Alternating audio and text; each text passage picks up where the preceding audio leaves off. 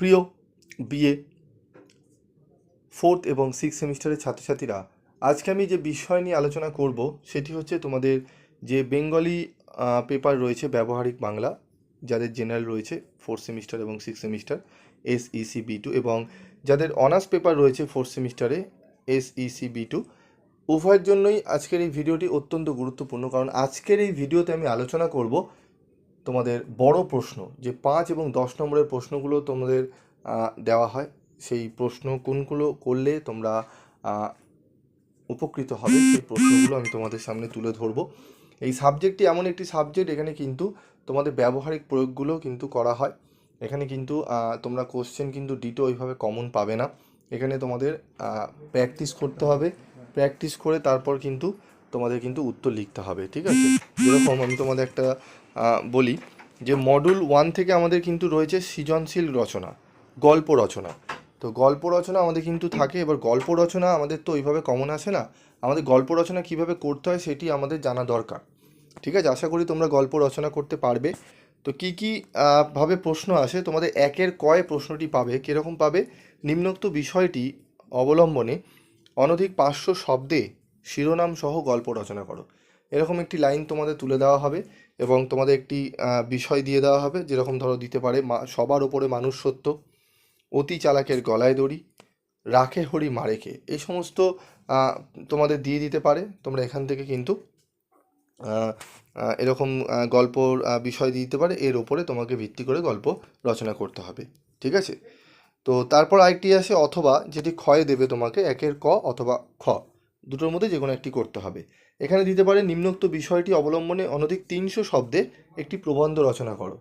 এখানে কি কি প্রবন্ধ আসতে পারে তার কয়েকটা নমুনা আমি তোমাদের দিয়েছি, এক্সাম্পল দিয়েছি, দেখে নাও। বিশ্ব উষ্ণায়ন, অনলাইন শিক্ষা, ঠিক আছে? আচ্ছা, বাংলা শিশু সাহিত্য, স্বচ্ছ ভারত অভিযান, সাবধানে পথ চলো, জীবন বাঁচাও। এই সমস্ত এক্সাম্পলগুলো দিলাম, এগুলোর ওপর তোমাদের কিন্তু প্রবন্ধ রচনা তোমাদের করে যেতে হবে। এবং তোমাদের একটি টপিক এরকম দিয়ে দেবে, হ্যাঁ, সেটি কী দেবে সেটি বলা খুব মুশকিল, তবে এরকম এর মধ্যে থেকে দিতে পারে।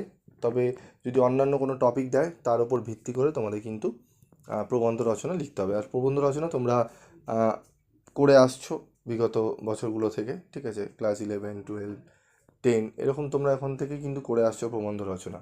তো সেক্ষেত্রে তোমাদের এইটা একটু সুবিধা হবে, তোমরা এর ওপরই বেশি জোর দাও, দেখবে তোমাদের অনেকটা লিখে আসতে পারবে তোমরা। কোশ্চেন আনসার কী আসবে সেগুলো একটু বলে দিই। কোশ্চেন দেখো গুরুত্বপূর্ণ, এখান থেকে 5 নম্বরের যে প্রশ্নগুলো আমি এখানে বলবো, এগুলো করে গেলে এখান থেকে 100% কমন পাবে। কি কি প্রশ্ন? প্রথম হচ্ছে প্রবন্ধ কাকে বলে, প্রবন্ধের শ্রেণীবিভাগ করো। ব্যক্তিগত বা মন্বয় প্রবন্ধের বৈশিষ্ট্যগুলি লেখো। বস্তুনিষ্ঠ প্রবন্ধের বৈশিষ্ট্যগুলি আলোচনা করো।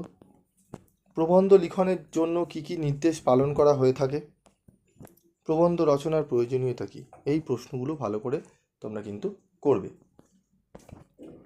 মডিউল 2 থেকে কি করবে? বাংলা বানানের বিবর্তন সম্পর্কে ধারণা দাও, প্রশ্নটি পড়বে।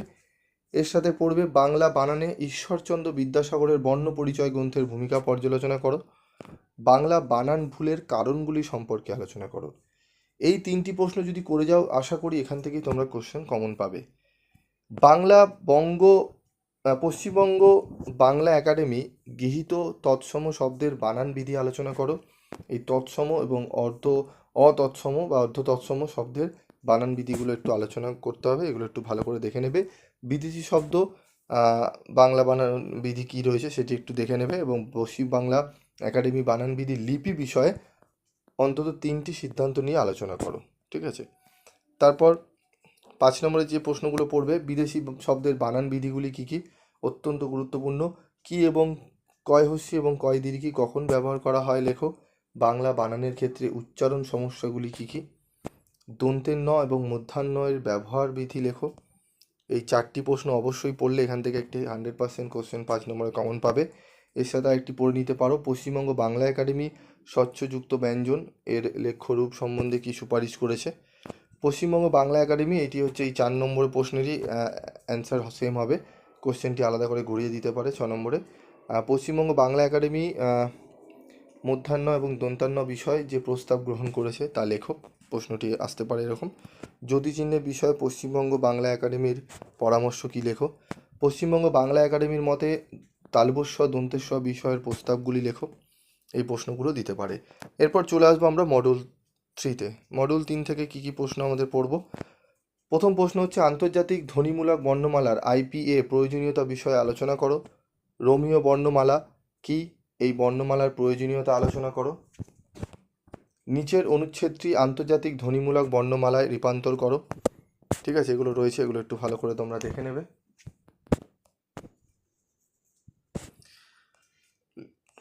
এবং তার সাথে যে প্রশ্নগুলো করবে 5 নম্বরে কী রয়েছে, রোমীয় বর্ণমালা ও আন্তর্জাতিক ধ্বনিমূলক বর্ণমালা তুলনা করে দেখাও।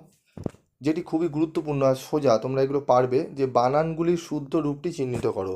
ব্যবহার ব্যবহার পৌরোহিত্য, ঠিক আছে, এগুলো সব রয়েছে। এইগুলোর মধ্যে কোনটা সঠিক হবে সেগুলো তোমরা করে নেবে। এবং তোমরা এগুলো একটুখানি যদি কমেন্ট বক্সে লিখে জানাও, আমি ওখানে চেক করে দেবো। তোমরা লিখে দেখো কোনগুলো তোমাদের মনে হচ্ছে যে সঠিক বানান, সেগুলো তোমরা কমেন্ট বক্সে লিখে জানাতে পারো। নিচের বর্ণগুলি রোমীয় রূপ লেখো। ঠিক আছে, এই সমস্ত বর্ণগুলোর রোমীয় রূপ লিখতে হবে। এবং তারপর রয়েছে আন্তর্জাতিক ধ্বনিমূলক বর্ণমালার দুটি মূল নীতি বিশ্লেষণ করে বুঝিয়ে দাও। এই যে প্রশ্নগুলো বললাম এগুলো ভালো করে যাও, এখান থেকে তোমরা অনেকটাই কিন্তু উপকৃত হবে, কারণ এই সাবজেক্টটি কিন্তু একটু কঠিন।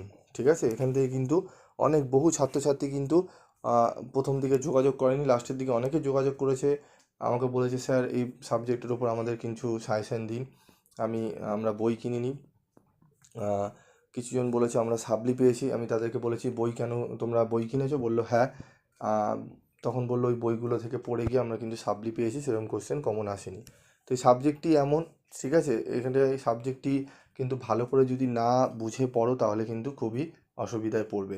তাই বলবো যতটা পারো 5 নম্বরের উপর জোর দাও, এবং যে মডেল 2 এবং মডেল 3-তে জোর দাও, সেখান থেকেই কিন্তু নাম্বার তোমরা কিন্তু ক্যারি করতে পারবে। এবং মডেল 1-এর 5 নম্বরে বেশি জোর দেবে, এবং যেটি 10 নম্বরে রয়েছে গল্প এবং প্রবন্ধতে একটু ভালো করে জোর দাও।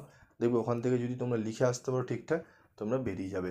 আজকের মতো ভিডিওটি এইটুকুই, দেখা হচ্ছে পরবর্তী ভিডিওতে। সকলে ভালো থেকো, সুস্থ থেকো।